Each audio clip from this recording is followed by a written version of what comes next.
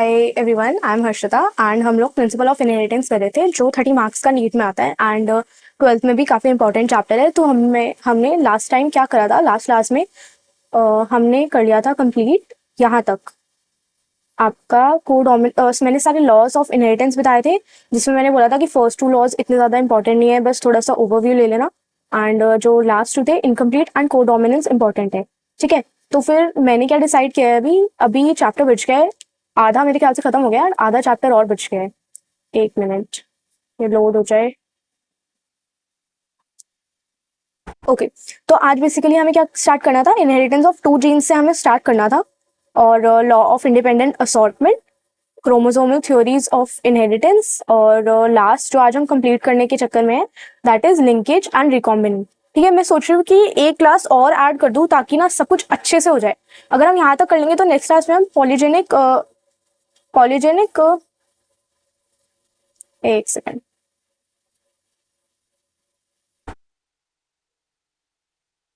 Yes, polygenic और प्लियोट्रॉफी और sex determination, ये 3 हम एक साथ कर देंगे, ह्यूमन और हनी बी का।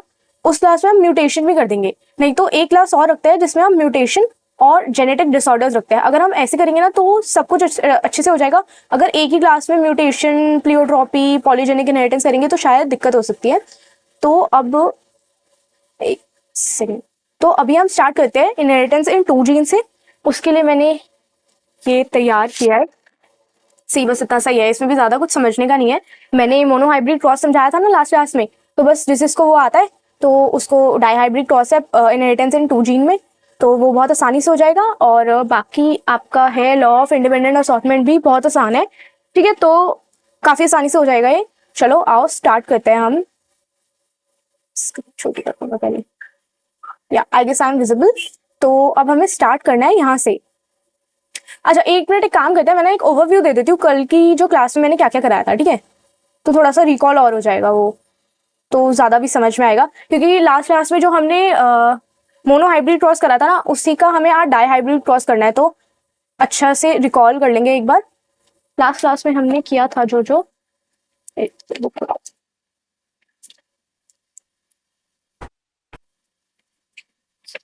यस, लास्ट क्लास में ना हमने लॉ से स्टार्ट किया था। लॉ ऑफ इनहेरिटेंस में फर्स्ट लॉ था हमारा लॉ ऑफ डोमिनेंस। ठीक है, लॉ ऑफ डोमिनेंस क्या कहता है कि अगर 2 हमारे पास एलील्स है तो एक डोमिनेट करेगा दूसरे के ऊपर। और पता कैसे चलेगा कौन सा वाला डोमिनेट करेगा, तो मैंने बताया था आपको, जो बड़ा होता है, कैपिटल में होता है, वो जनरली डोमिनेट करता है। ठीक है, इसमें क्या था कि characters are controlled by factors, factors always occurs in pair and pair में एक जो रहता है वो दूसरे वाले को हमेशा डोमिनेट करके रखता है। जो डोमिनेट करता है उसे डोमिनेंट कहते हैं और जिसको डोमिनेट करता है उसे रिसेसिव कहते हैं।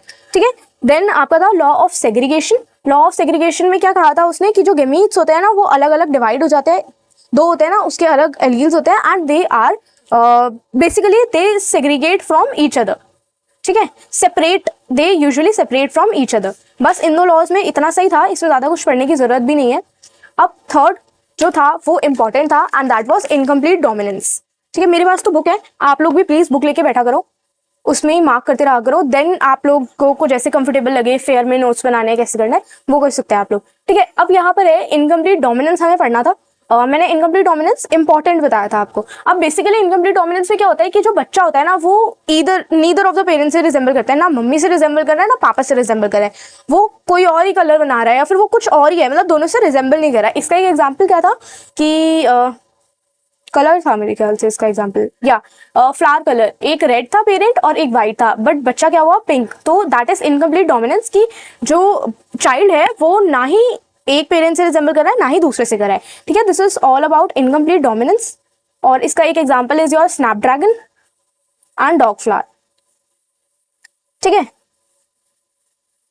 देन ओहो क्या इनकम्प्लीट हो गया था हमारा। देन कोडोमिनेंस क्या होता है कि दोनों से रिजेंबल कर रहा है, जो आपका वो है बच्चा वो दोनों से इक्वली रिजेंबल कर रहा है। इसका बहुत अच्छा एग्जांपल मैंने बताया था ब्लड ग्रुप। ब्लड ग्रुप में आपका जो बच्चा होता है वो दोनों पेरेंट्स से रिजेंबल कर रहा होता है। अब इसमें मैंने क्या बताया था, A B O blood group, जिसमें आई ए और आई बी दोनों इक्वली डोमिनेंट होंगे एंड स्मॉल आई जो है वो शुगर प्रोड्यूस नहीं करेगा। ठीक है, अब ये तो आप लोगों ने कर लिया होगा आई गेस। नहीं करना तो प्रैक्टिस करना स्टार्ट करो। इसमें मैंने आपको क्रॉसेस बताए थे कि ए होगा तो ब्लड ग्रुप ए होगा, ए बी होगा, मतलब को डोमिनेंस का एग्जांपल कि ए और बी इक्वली डोमिनेट है तो ब्लड ग्रुप ए बी हो जाएगा। ए और आई होगा तो ए होगा because I does not produce any sugar. B and A होगा तो को डोमिनेंस वाला हुआ, ए बी हो जाएगा। बी एंड बी हुआ तो बी हो जाएगा।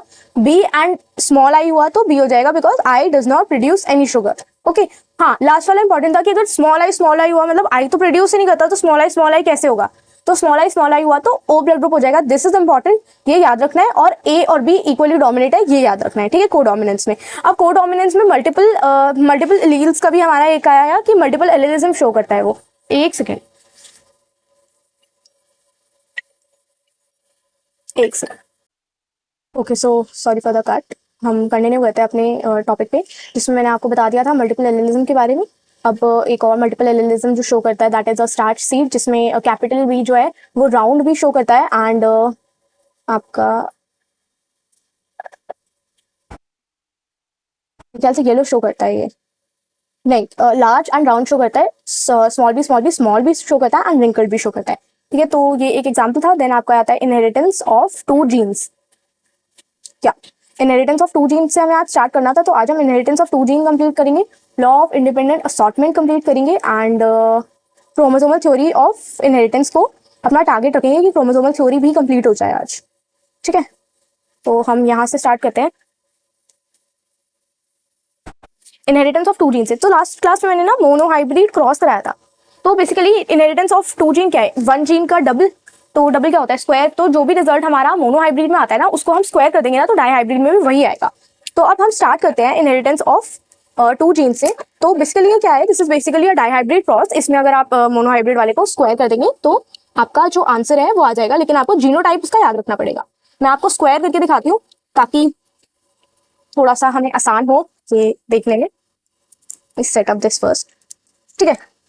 सो हमारा नेक्स्ट टॉपिक पे आते हैं हम इनहेरिटेंस ऑफ टू जीन्स पे, ठीक है। Mendel also work with the cross, let's select a pen first, ठीक है। Mendel also work with cross pea plant. एक सेकेंड, हेलो, हाँ मामा, ठीक है। तो pea plant that has seeds with yellow round and one of the seed were green and wrinkled. अब इसमें ये क्या कह रहे हैं, इसने एक पी प्लांट को क्रॉस कराया that was yellow and round और दूसरे के सीड्स उसके थे ग्रीन एंड रिंकल्ड, ठीक है। Okay, Mendel found that the seeds resulting from the crossing of the plant are yellow, round, as well as the pair of yellow, green and round wrinkle was dominant. अभी क्या कह रहा है कि yellow और जो राउंड जो था वो उसमें डोमिनेंट था। दस कैसे पता चला दैट दस yellow colour was dominant over green and round colour was round shape was dominant over wrinkled. These results were identical to those that we got when he made separate monohybrid cross between yellow and green and see basically इसने क्या किया कि yellow green को segregate कर दिया, separate कर दिया and round और रिंकल को कर दिया। तो जब मोनो डाई हाइब्रिड क्रॉस करा तो उसे पता चला कि yellow and round were dominant and green and wrinkled were recessive, ठीक है। ये हम देखते हैं कैसे पता चलेगा। Okay, next is the cross between the two plants can be written in the figure 4.7 showing the genotype of plant parents. These gametes were capital R, small r, capital R, capital Y, small y. तो अगर हम इसको देखेंगे तो हमारा gamete क्या बन रहा है, यहाँ से कैपिटल आर, यहाँ से स्मॉल आर, यहाँ से कैपिटल वाई, यहाँ से स्मॉल वाई, बन गया हमारा सेम गेमीट, ठीक है। When Mendel cross between these, इसकी सेल्फिंग कराई तो इसकी सेल्फिंग इसी से जब कराएंगे, हेलो, हाँ मम्मा, मम्मा दोनों बेचे हैं यार, वापस देखो एक बार, एक मिनट, जस्ट अ मिनट यार। ओके, सो हम कहाँ पर थे कि ये हमने गेमीट्स बना ली, इन दोनों की सेल्फिंग करा दी। तो अब क्या हमारा जो हो रहा है, तो सी मोनोहाइब्रिड क्रॉस में हमारा रिजल्ट क्या था, फिनोटाइप क्या था मोनोहाइब्रिड में, if you remember that was 3:1। तो अब हमें क्या करना है, डाईहाइब्रिड में इसका स्क्वायर कर देंगे। तो आंसर देखो क्या आएगा, 3 into 3, 3 into 1, 3 into 1 and 1 into 1। अब रेशियो निकालो, 9:3:3:1। अब चेक करिए आंसर कि ये सेम मैच कर रहा है या नहीं कर रहा। See this, 9:3:3:1, 9:3:3:1। ठीक है, अब हमें क्या है आगे, अब हम देखते हैं कि ये डोमिनेंट वाला जो है, डोमिनेंट वाला कैसे पता चलता है, सबसे ज्यादा होता है। यहाँ पर सबसे ज्यादा क्या है, 9, ब्राउन एंड येलो, तो this will going to dominate. इस क्रॉस को आप एक बार एटलीस्ट जरूर अपनी नोटबुक में बनाना और दूसरी बार खुद बनाकर देखना बंद करके।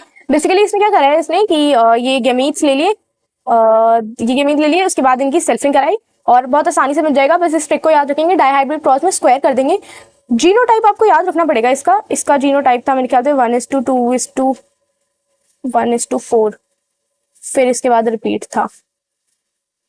चलो वो आगे चलता है तो बताती हूँ मैं आपको। नेक्स्ट है हमारा लॉ ऑफ इंडिपेंडेंट असॉर्टमेंट। अब इससे क्या पता चल रहा है, क्या होगा ये लॉ, बताओ। ओके तो मैं बताती हूँ, इससे अगर हम ब्रेक करेंगे तो बेसिकली हमें इंडिपेंडेंट पे फोकस करना है कि अगर दो आपके जो है वो सेपरेट होंगे तो दोनों इंडिपेंडेंट होंगे एक दूसरे से।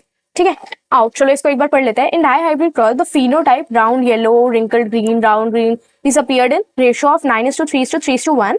Such ratio was observed for several pairs of characters that Mendel studied. The ratio of 9:3:3:1 can be determined as a combination series of 3 yellow, 1 green, 3 round and 1 wrinkled. This derivation can be written as follow: 3 round, 1 wrinkled, 3 yellow, 1 green, 9 round. Okay, तो ये सब तो हमने देख ही लिया उसमें। Okay, now हम पढ़ते हैं। Based upon such observations, dihybrid cross between plants differ in 2 traits. Mendel proposed a second set of generalization that we call Mendel's law of independent assortment. अब ये लॉ क्या कहता है ये देखते हैं हम। The law states that when 2 pairs of traits are combined in a hybrid, segregation of one pair is independent to other. Okay, तो मैंने जो बताया था वो सेम ही है। देखिए, लॉ स्टेट्स दैट कि जब 2 पेयर होंगे इन अ हाइब्रिड, सेग्रीगेशन मतलब separate of one pair and they are independent of other. जब वो सेपरेट हो जाएंगे ना दोनों आपके ट्रेट्स, तो they are independent of each other. अब आगे देखते हैं कि ऐसा कैसे कहा है एग्जाम्पल। तो Punnett square can be effectively used to understand the independent segregation of 2 pairs of gene during meiosis and production of egg and pollen. ठीक है, F1 में आपका था capital R small y plant consider the segregation of one pair of genes. Capital R small r, 50% of the gametes were capital R and other 50 were small r. अब दूसरे वाले में क्या था, आधे जो थे उसके वो थे कैपिटल वाई और दूसरे आधे जो थे वो स्मॉल वाई थे। तो बेसिकली ये क्या कह रहे हैं ना कि they are independent of each other. See, इसने ये लाइन भी लिखी हुई है कि important part to remember there is that segregation of 50% of R independent from segregation of 50% of Y. जो आपके ये हैं they are 50% and they are independent to 50% of Y. ठीक है, अब इसमें क्या कह रहा है कि कैपिटल आर स्मॉल वाई जो है ये फ्रीक्वेंसी 25% है, 4 है ना, तो 1/4 ऑफ द टोटल जीन हो गए। ये तो मेरे ख्याल से इंपॉर्टेंट नहीं है इतना। फिर आ गई हमारी क्रोमोसोमल थ्योरी। ओके, तो अभी हम क्रोमोसोमल थ्योरी से स्टार्ट करते हैं। थ्योरी करनी है मेरे ख्याल से, टॉपिक और करना है हमें आज, या लिंकेज एंड रिकॉम्बिनेशन। तो क्रोमोसोमल थ्योरी से स्टार्ट करते हैं। ये मेरे ख्याल से सबको समझ में आ गया कैसे इसके फिनोटाइप निकाल सकते हो आप और कैसे स्क्वायर करना है। स्क्वायर करने के बाद and then law of independent assortment में कि जो दो है उसमें से वो इक्वली एक दूसरे से इंडिपेंडेंट है। देन आ गई हमारी क्रोमोसोमल थ्योरी ऑफ इनहेरिटेंस। चलो स्टार्ट करते हैं। क्रोमोसोमल थ्योरी ऑफ इनहेरिटेंस, ये दी किसने थी? Mendel published his work of inheritance of character in 1865, but several reasons it imagined to it remained unrecognized till 1900. Sorry. Firstly, okay, तो basically ये क्या कह रहा है कि मेंडल ने अपना काम तो कर दिया था 1865 में, बट उसका काम ना रिकॉग्नाइज नहीं हुआ था 1900 तक। ये क्यों हुआ था? उसके कुछ रीजंस दे रखे हैं। उसके फर्स्ट रीजन तो ये communication was not easy in those days, his work and that could not be widely published. Communication easy नहीं थी. Second, his concepts on genes or factors are stable and discrete unit that are controlled by expression of pairs of allele which does not blend with each other, was not accepted by his contemporaries as an explanation of a partly continuous variation seen in nature. इसका ये gene वाला काम। And thirdly, एक second, thirdly कि Mendel use mathematics, और mathematics तो अभी समझ नहीं आती, शायद तो और ही दिक्कत होती होगी, ठीक है। तो एक रीजन ये भी था कि मैथमेटिक्स यूज करी थी to explain a biological phenomena was totally new and unexpectable to many of the biologists. Finally, these Mendel work suggested the factors of this provided us physical proof. ये सब आपको बस 3 चीजें याद रखनी है इसमें। एक मैथ्स वाला याद रख लेना, बीच वाला भी छोड़ दो, और दूसरा याद रखना है बिकॉज कम्युनिकेशन इजी नहीं था। नेक्स्ट हम करते हैं कि क्रोमोसोमल थ्योरी ऑफ इनहेरिटेंस का जो मेन था वो क्या था। 3 साइंटिस्ट, ये आपको 3 नाम याद रखने हैं, independently rediscovered Mendel's result on inheritance for characters. Also by this time, due to advancement in microscopy, instruments में advancement हो गई थी that were taking place, scientists were able to carefully observe cell division. This led in the discovery of structures in the nucleus that appeared double divide just before each cell division. These were called as chromosomes. Colored body as they were visualized by staining. By 1904, the chromosomal development during the meiosis has been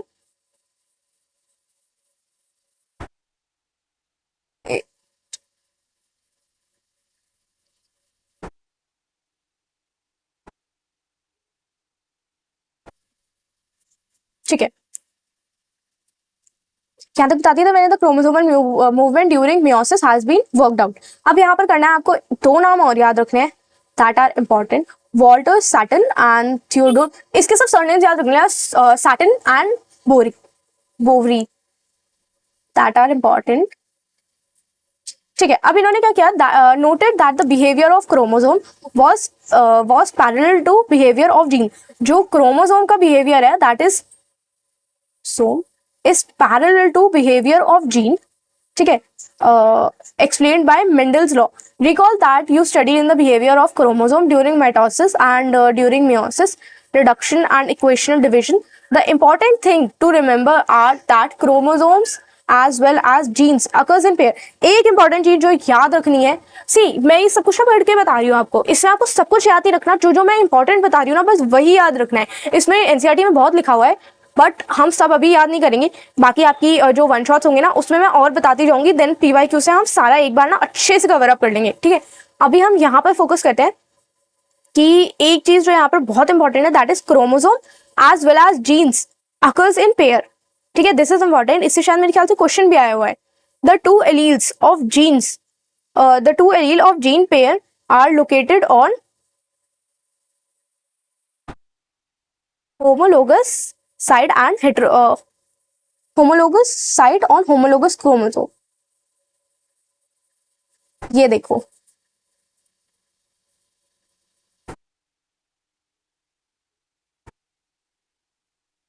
इसमें क्या दिखा रखा है, segregation. इसमें क्या लिखा हुआ है कि meiosis and germ cell formation in the cell with 4 chromosome, you can see how chromosome segregate from germ cells are formed. इसमें कैसे वो लोग segregate करे हुए हैं and how germ cells are formed, कैसे क्रोमोसोम segregate कर रखे हैं and germ cells फॉर्म हो रखे हैं। ये 4 है और ये 2 है, ये अलग अलग अलग अलग सेग्रीगेट कर गए और फॉर्म्ड जर्म से। ठीक है, अब आपके क्या basically chromosomal theory of inheritance में आपको ये 4 पॉइंट तो मेरे ख्याल से याद करने ही करने पड़ेंगे। ठीक है, ये 4 पॉइंट है। 1 मिनट मैं देख लूँ और नीचे क्या क्या है इसमें।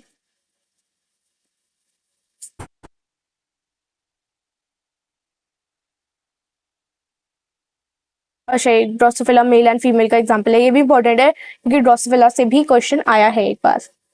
फिर लिंकेज एंड रिकॉम्बिनेशन करना है हमें बस, तो हमें एक ये वाला पेज और एक ये वाला पेज, 2 पेज और करना है बस, फिर छुट्टी। अब कंपैरिजन करेंगे ओहो क्रोमोसोम्स एंड जीन्स के बीच में। ठीक है, फर्स्ट एक इंपॉर्टेंट जो मैंने बताया था, दोनों पेयर्स में अकर करते हैं। अब हम सेकंड वाले पे आ जाते हैं, segregate at the time of gamete formation such that only one of the pair is transmitted to gamete. Segregate at gamete formation so that one of the each pair is transmitted. See इसमें क्या है, jeans में दोनों equally segregate कर देते हैं और मैंने बताया था ना कि इक्वल प्रोपोर्शन में उनको मिलता है, इफ यू रिमेंबर लास्ट वाली क्लास में बताया था। बट इसमें ऐसा नहीं होता, segregate at the time of gamete formation पे होते हैं ये दैट ओनली वन, इसमें सिर्फ एक को ही आपका reach of the pair to transmit to gene, सिर्फ एक ट्रांसमिट हो, बट इसमें दोनों इक्वली हो जाते हैं। ठीक है, no no no no no no no no, sorry sorry sorry sorry sorry sorry sorry, थोड़ा सा गलत हो गया ये। यहाँ पर था segregate at the time of gamete formation, segregate at gamete formation, ये दोनों तक तो सेम थे। And only one of the each pair is transmitted to gamete, only one pair is transmitted. But यहाँ पे क्या है, segregate at the time of gamete formation such that only one of the each pair is transmitted to the, दोनों में 1 1 ही है। ठीक है, sorry for my mistake. Independent pair segregate independently of each other, one pair segregate independent of another pair. Okay, तो अगर हम इसको पढ़े, independent pair segregate independently from each other, independent pairs separates independently, but यहां पर क्या है, one pair segregates means separates and that is independent to other. ठीक है, can you tell which of these column A और B represent the chromosome and which represent the gene? बताओ कौन सा क्रोमोसोम है, कौन सा जीन है? B वाला जीन है, A वाला क्रोमोसोम है। During anaphase 1, anaphase of meiosis 1, the two chromosome pair can align at metaphase plate independently of each other. To understand this, compare the chromosome of 4 different colors in left and right. In the left column, possibility 1, orange and green segregate together, but in the right side, possibility 2, orange is segregating from red color. Okay okay okay, तो अब हमें basically क्या करना है, 2 possibilities लेनी। आप लोगों ने पढ़ा हुआ है ये मियोसिस कैसे होती है, एनाफेज, मेटाफेज, टीलोफेज, ये पढ़ा हुआ है कैसे होती है? देख लेना एक वीडियो यूट्यूब पे कि आप लोगों को मियोसिस का आइडिया हो जाए। ये हमें एक पॉसिबिलिटी दे रखी है 2। अब पहली पॉसिबिलिटी में क्या कर रखा है कि ना, जो आपका पहली पॉसिबिलिटी में बता रहे हैं कि orange and green are segregating from each other in column 1 and in the column right in the right hand column orange and red are segregating. First वाले में क्या हो रहा है, ऑरेंज और ग्रीन सेग्रीगेट कर रहे हैं, see this and this. Second वाले में ऑरेंज एंड रेड कर रहे हैं। ठीक है, तो देखो ये दोनों अलग अलग हो गए, उससे पहले में ये ज्वाइन थे, अब ये दोनों अलग अलग हो गए, फिर ये और अलग हो गए and formed germ cells. This last जब वो था, मैंने एक सेकेंड, जब मैंने ये बताया था तो इसमें भी क्या था कि लास्ट में मियोसिस के बाद एनाफेज, मैंने मियोसिस के बाद एनाफेज 1 और 2 के बाद जर्म सेल बना रहे थे ये 4, इसमें भी सेम कर रहे हैं, मियोसिस 2 के बाद एनाफेज में ये जर्म सेल्स बना रहे हैं 4। ठीक है, लॉ ऑफ इंडिपेंडेंट असॉर्टमेंट की दोनों एक दूसरे से इंडिपेंडेंट है। Saturn and body gave this, के बहुत इंपॉर्टेंट है, they gave chromosomal theory of inheritance argued that the pair of separation of that the pairing and separation of pair of chromosomes would lead in segregation of pair of factors they carried. Saturn united the knowledge of chromosomal segregation with Mendel and called that as chromosomal theory of inheritance. ठीक है, उसको Mendel से जोड़ा, unite किया Mendel के principle से and gave this theory as chromosomal theory of inheritance. ठीक है. हाँ, ये थोड़ी सी कंफ्यूजिंग रही है मेरे ख्याल से. वापस पढ़ ले एक बार कि सारा कंप्लीट हो जाए उसके बाद पढ़े. एक काम करते हैं, पूरा कंप्लीट कर लेते हैं. ड्रोसोफिला एंड लिंकेज और रिकॉम्बिनेशन बच गया है आपका, उसके बाद पढ़ते हैं ये. ठीक है, एक बार हम लिंकेज और आपका रिकॉम्बिनेशन कंप्लीट कर लेते हैं. अच्छा नहीं, अभी हमारा ड्रोसोफिला रह रहा है. Following this synthesis of idea experiment verification of the chromosomal theory by Thomson, Hunt, Morgan and his colleagues discovering the basis of variation of sexual reproduction produced, Morgan worked with a tiny fruit fly. Fruit fly को क्या कहते हैं? Drosophila, which were found very suitable for such studies. कि इस पे experiment किया इन्होंने chromosomal theory का. They could be grown. अब क्यों किया? इसके भी इंपॉर्टेंट, ये भी मेरे ख्याल से आया हुआ है एक बार, या तो बोर्ड्स में आया है या फिर मेरे ख्याल से नीट में आया है, क्योंकि मैंने ये वाला क्वेश्चन ना पढ़ा हुआ है कि why they use Drosophila, because they can be grown on simple synthetic medium. आप ड्रोसोफिला को लेबोरेटरी में ग्रो कर सकते हो. They complete their life cycle in 2 weeks and in single mating they can produce large number of progeny flies. ठीक है, all these are clear differentiation of and they have clear differentiation of males and females flies. तो distinguish करने में भी दिक्कत नहीं होती. They have many type of heredity that can be seen और इनको लो पावर वाले माइक्रोस्कोप पे भी देख सकते हैं. ये बहुत इंपॉर्टेंट क्वेश्चन है, ये मस्ट रिमेम्बर में जाना चाहिए. Why Drosophila 1 can be grown in laboratory और योर सिंथेटिक मीडियम. दूसरा, लाइफ साइकिल जो होती है इसकी, sorry for my hand writing, 2 weeks की होती है. एंड थर्ड, मेल फीमेल का डिस्टिंग्विश इजी होता है. और fourth, large progeny in one mating.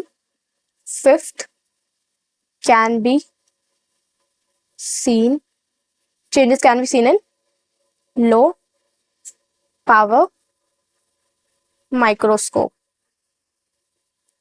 इसलिए हम इसे यूज करते हैं, सुटेबल है बिल्कुल एकदम. ठीक है, तो गाइस हम फाइनली इस वीडियो के तो एंड पे पहुंच गए लिंकेज और रिकॉम्बिनेशन से. तो आप लोगों को क्या लगता है लिंकेज और रिकॉम्बिनेशन क्या होगा? ओके, सो लिंकेज का मतलब होता है लिंकिंग, किसी चीज से हम या किसी चीज से हम लिंक हो रहे हैं. एंड रिकॉम्बिनेशन का मतलब है कि हम किसी और से रिकम्बाइन हो सकते हैं. Recombine, link, ink. ठीक है, तो linkage is inversely proportional to recombination. ठीक है, आई गेस ये आपको समझ में आ गया होगा लिंकेज और रिकॉम्बिनेशन में क्या फर्क होता है. अब हमें पढ़ना है ये और फिर हम क्लास को कर देंगे खत्म. ठीक है, Morgan carried out several dihybrid cross in Drosophila. मैंने आपको बताया था उस पर क्यों करते हैं, to study genes that were sex linked. ठीक है, the crosses were similar to dihybrid cross carried by Mendel. जो मॉर्गन ने क्रॉसेस करे थे वो ऑलमोस्ट सिमिलर ही थे मेंडल के पी वाले से. For example Morgan hybridize yellow bodies white eye with brown bodies, red eye. ठीक है, and intercross their progeny. He observed that 2 genes do not separate independently and F2 generation they are significantly, ratio उनका वही है 9:3:3:1. Morgan and his group knew that the genes were located on X chromosome and saw quickly that when the 2 genes in dihybrid cross were situated on the same chromosome, the proportion of parental character is higher than. Okay. So basically इसमें क्या कहा कि जो genes थे ना that were located on the X chromosome. एक second,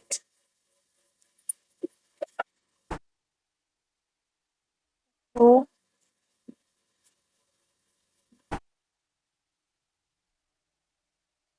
sorry, let's continue this.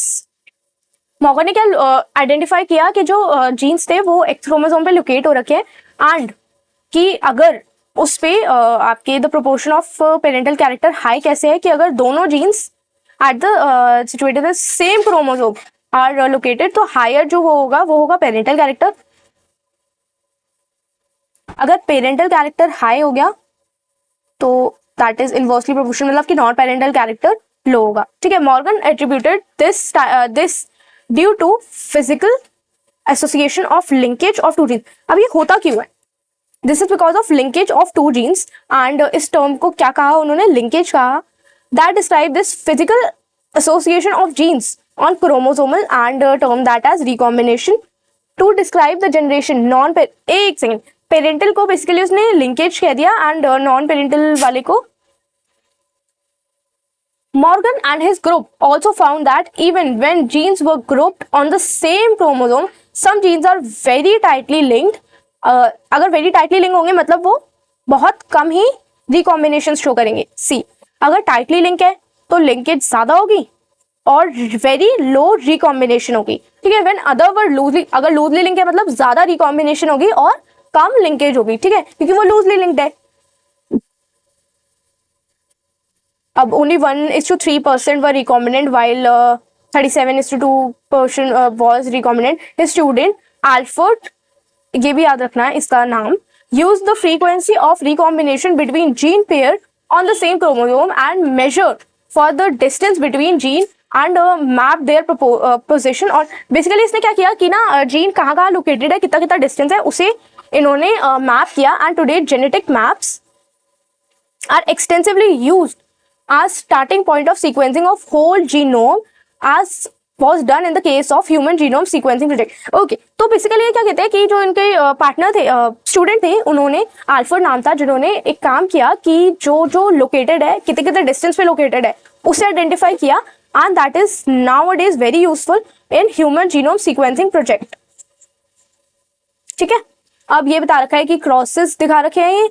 अब recombinant कैसे होता है, लिंकिंग कैसे होती है, ये देखना है। ये आप लोग खुद देखो, अगर कोई भी दिक्कत आती है इसमें तो जस्ट कमेंट डाउन, और बाकी मैं आपको एक बार सारा सम अप कर देती हूँ, फिर हम नेक्स्ट क्लास में ना इससे आगे का करेंगे, पॉलीजेनिक एंड प्लियोटॉपी। ठीक है, पहले मैं आप लोगों को सम अप कर देती हूँ ये जल्दी जल्दी से। आज बताओ हमने क्या क्या पढ़ा और आपको कैसी क्लास लगी, ये जरूर बताना मेरे को कमेंट सेक्शन में। ठीक है, पहले तो हमने ये पढ़ा इनहेरिटेंस ऑफ टू जीन। ये बिल्कुल मोनोहाइब्रिड क्रॉस जैसा है, बस आपको स्क्वायर कर देना है जो भी रिजल्ट होगा फिनोटाइप का। ये तो याद भी कर सकते हो आप, 9:3:3:1। ठीक है, जीनोटाइप आप याद रखोगे। नेक्स्ट हमारा ये एक आपको दो काम करना है, एक ये करना है, ये घर में एक बार बनाना है अच्छे से, फिर एक बार वापस बनाना है इसको। ठीक है, वापस शायद आप 3 दिन के गैप में बना सकते हो। फिर हमने करा लॉ ऑफ इंडिपेंडेंट असॉर्टमेंट, जब दोनों ट्रेड्स अलग अलग वो हो जाएंगे, सेग्रीगेट हो जाएंगे, तो दोनों एक दूसरे से इंडिपेंडेंट है। इसका हमने एग्जांपल पढ़ा था कि capital R small R independent on capital Y small Y, दोनों 50-50% प्रेजेंट हो। तो नेक्स्ट हमने करा था क्रोमोसोमल थ्योरी ऑफ इनहेरिटेंस। इसमें एक जो क्वेश्चन अराइज हुआ था कि 1900 में, जब 1900 में क्यों मेंडल का काम रिकॉग्नाइज हुआ था, जबकि उसने तो काम 1865 में कर दिया था, because of your low communication and genes पे काम किया था उसने, और मैथ्स यूज करी थी बायो के कंसेप्ट समझाने में, तो इस वजह से उसके काम को एक्सेप्टेंस मिलने में बहुत देर लग गई। ठीक है, देन आपको ये 3 साइंटिस्ट के नाम याद करने हैं। सैटन बर्री ने आपको क्रोमोसोमल थ्योरी ऑफ इनहेरिटेंस दी थी, जिसमें क्रोमोसोम और जीन के बीच में मैंने आपको सिमिलैरिटीज एंड डिफरेंसेस बताए। ये एक बार पढ़ लेना, थोड़ा सा पढ़ लेना इसको, बस इसमें ये तो याद रखेंगे कि दोनों अकर इन पेयर। देन ये मियोसिस एनाफेज, मियोसिस 2 एनाफेज 2, इसके बाद ये सेग्रीगेट होकर 4 बना देते हैं, ये याद रखना है इसमें। अब इसने ड्रोसोफिला के ऊपर क्यों किया, ये 5 पॉइंट बहुत इंपॉर्टेंट है, और मैं ना नेक्स्ट क्लास में ये 5 पॉइंट पूछूंगी कि ये याद रखे या नहीं रखे। Can be grown in laboratory, life cycle 2 weeks की है, मेल फीमेल डिस्टिंग्विश करने में आसानी है, एंड लार्ज प्रोजेनी प्रोड्यूस कर लेते हैं एक ही मीटिंग में। ठीक है, और ये लो माइक्रोस्कोप से भी देख सकते हैं। अब लिंकेज और रिकॉम्बिनेशन का क्या बताया था, लिंकेज इज लिंक करना और रिकॉम्बिनेशन है इसकी किसी और से रिकम्बाइन करने की प्रोबेबिलिटीज। ठीक है, तो अब दोनों इस इक्वली दोनों इनवर्सली प्रोपोर्शनल होंगे, linkage is inversely proportional to recombination. अब जितना ज्यादा लिंक करेगा उतना कम रिकॉम्बिनेशन होगा, और जितना ज्यादा रिकॉम्बिनेशन अच्छा कर लेगा उतनी कम लिंकिंग होगी। दूसरा होमवर्क आपका ये है कि आप एक बार ये क्रॉस ए और क्रॉस बी देखेंगे, ठीक है। बस हमने आज की क्लास में इतना ही करना है, और आई गेस बहुत हेक्टिक हो गया ये वाली क्लास, बहुत सारा पढ़ लिया हमने और इंपॉर्टेंट टॉपिक्स भी थे। मैंने जितना जितना इंपॉर्टेंट बताया बस उतना उतना पढ़ना है आपने, ठीक है। नेक्स्ट क्लास में हम प्लियोट्रॉपी और पॉलीजेनिक इनहेरिटेंस से स्टार्ट करेंगे। ऑल द बेस्ट, पढ़ते रहो, और मैं नेक्स्ट क्लास डाल दूंगी। एक लेक्चर हम और बढ़ाएंगे, वैसे 5 लेक्चर्स में करना था हमें, पर हम इसे 6 कर देंगे, क्योंकि अगर मैं बहुत तेज तेज कराऊंगी ना तो शायद समझने में दिक्कत होगी, ठीक है। तो okay, this is all of for the video. Comment जरूर करना कुछ समझ नहीं आया हो या समझ आ गया हो, कैसी लगी क्लास, अपना एक्सपीरियंस जरूर शेयर करना। Okay, thank you.